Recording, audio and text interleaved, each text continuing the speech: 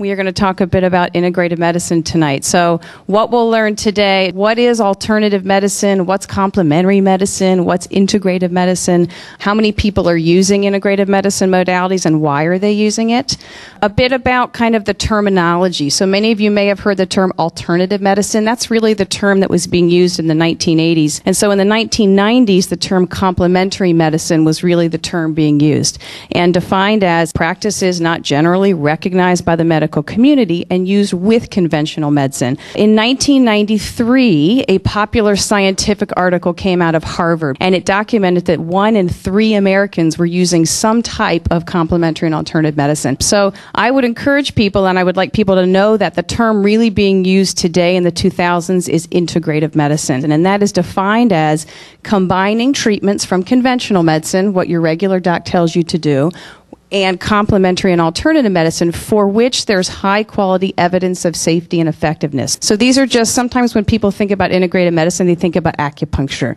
and massage and yoga. And that's true. Those are some of the modalities that we're talking about, but we're also talking about the belief systems. When people say, well, what are these modalities? What are these therapies you're talking about? They kind of are in 4 different categories. And the number 1 category are your natural products. And so that's your fish oil, your echinacea, your ginkgo, your vitamin E, all of those kind of products. The other are mind-body medicine. Mind-body medicine is anything that connects mind and body. So that's any kind of relaxation strategies. That's meditation. That's deep breathing. That's progressive muscle relaxation. Manipulative and body-based practices. These are the things like massage therapy, chiropractic work, osteopathic work, the things where you're actually kind of moving around and doing things with your body. That's kind of your third area.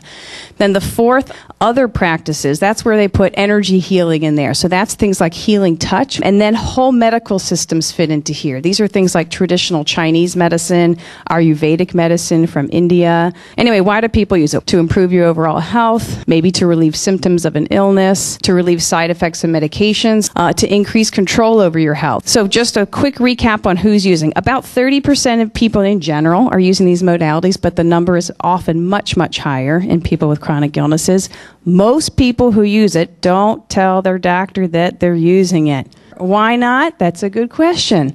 They're worried they're going to be laughed at, that they won't be taken seriously. What's their doc going to think? Let me tell you, I train medical students at UC all the time, and I'm telling them, please ask your patients. And so I'm going to stand here and say, please tell your doctor. Grade A, best evidence. Fantastic studies, best evidence out there. Grade B, moderate evidence. And grade C, there's really not a lot of evidence for it.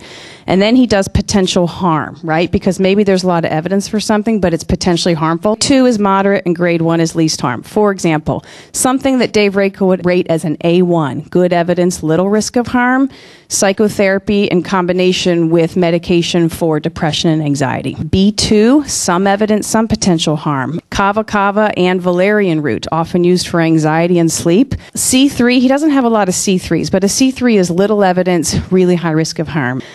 In summary, eating a plant-based and whole foods diet is probably the best thing that you can do for your body. Exercising, really, and it doesn't have to be the gym. Anything. Do whatever you can. Relax. These things come first. Remember, in integrative medicine, they don't come secondary. You don't think about your stress when it's really, really bad. It's part of your prescription for being well. Connect with other people, connect with nature, whatever it is that is connection for you, for your spirituality, and nurturing your soul.